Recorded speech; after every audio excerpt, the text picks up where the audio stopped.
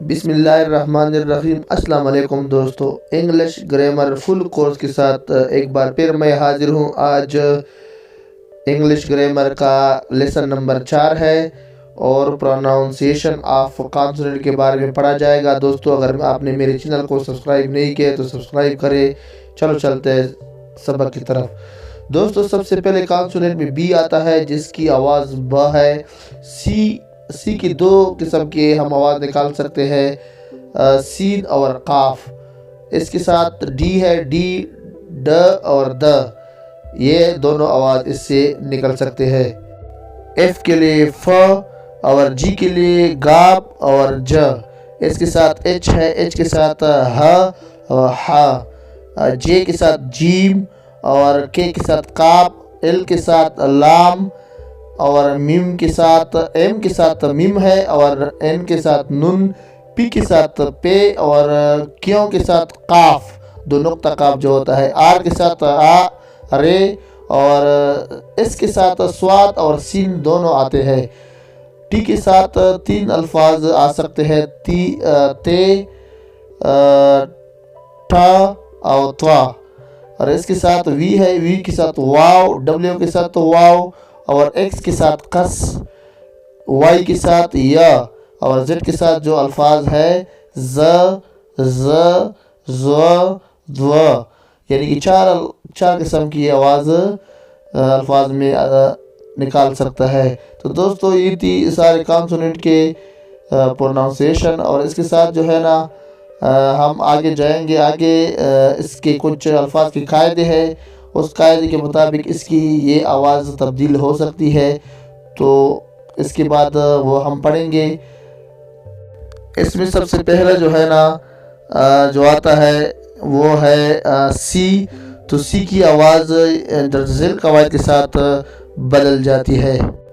Number 1، لفظ سی کے بعد آئی، ای، وائی میں سے کوئی لفظ آئے تو سی کا تلفظ یعنی کہ آواز سین آتی ہے، جیسے کہ cycle, cinema, rise, citizen, rise, یہ اس کی مثالیں ہیں۔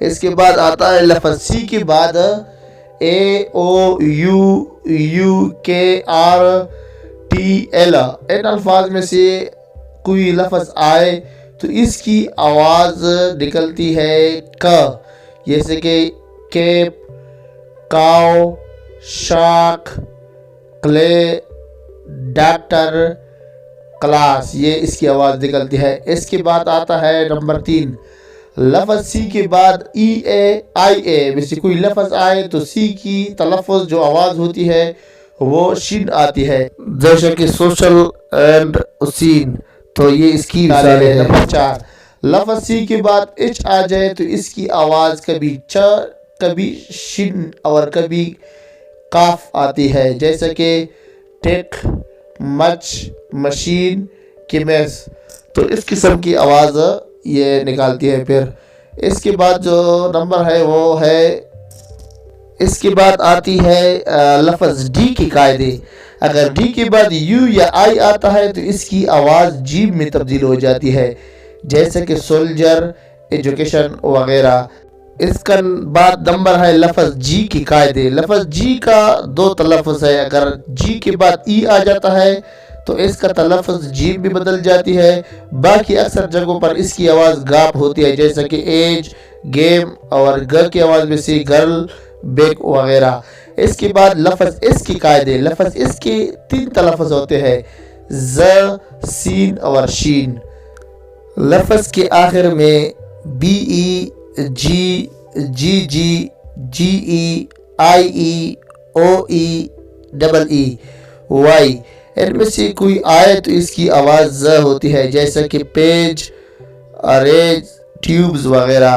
نمبر 2، لفظ کے آخر میں پی، پی، ای، کے، ای، ٹے، ای، جی، ایچ، ٹی اور ایف میں سے کوئی آئے تو اس کی آواز سین ہوتی ہے، جیسے کہ نائٹس، جوکس، شیپس، پروف وغیرہ۔ کسی لفظ میں ایس یا ڈبل ایس کے بعد آئی، او، ان آ جائے تو اس کی آواز شین آتی ہے، جیسا کہ سیشن، ٹینشن، ایشیا وغیرہ۔ اس کے بعد آتا ہے لفظ ٹی کی قاعدے. لفظ ٹی کے مختلف حالتوں میں یہ تلفظ ہوتے ہیں شین، چ، ت اور واو. نمبر 1 اس کی قاعدے یہ ہے. نمبر 1 کسی لفظ میں اگر ٹی کے بعد آئی او، آئی اے، آئی ای آئے تو ٹی کی آواز شین نکلتی ہے، جیسے کہ انیشیل، پیشنٹ، نیشن، پروموشن وغیرہ. اگر کسی لفظ میں اس کے بعد ٹی آئی او این یا ٹی کے بعد یو آر ای آئے تو ٹی کی آواز چھ میں بدل جاتی ہے، جیسا کہ فیوچر اور کوشچن. ان دونوں میں ایک میں چ آیا ہے اور دوسرے میں بھی یہی آیا ہے. تو اس کے بعد نمبر آتا ہے دوستو، کسی لفظ میں اگر ٹی کے بعد ایچ آئے تو ٹی کی آواز کبھی ت جبکہ کبھی د نکلتی ہے، جیسے کہ دس، تھک، دین. کبھی کبھی ٹیچ کا تلفظ ٹ بھی ہوتا ہے، جیسا کہ تماس وغیرہ. اس کے ساتھ آج کا سبق ہمارا اختتام پذیر ہوتا ہے. انشاءاللہ حاضر ہوتے ہیں نمبر 5 لیسن کے ساتھ. تو اس کے ساتھ ہم اجازت دیجیے. اللہ حافظ.